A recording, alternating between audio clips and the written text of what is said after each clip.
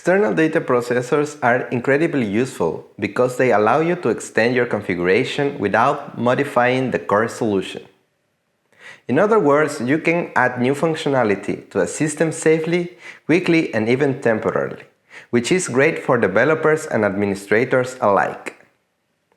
An external data processor is an independent file that contains its own forms, modules, and logic. You can connect it to any 1C configuration without embedding it into the main code.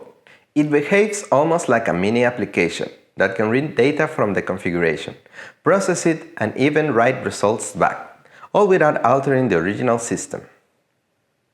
Once open, the processor's form appears, just like any built-in 1C application object. You can interact with it, fill parameters, or run commands. When you close it, the configuration remains unchanged. Developers also use external data processors for debugging or testing new features. For example, importing data from spreadsheets or integrating with an external service before moving the logic into the main solution. Inside an external data processor, you can create everything you'd expect in a normal configuration object: forms, commands, and modules.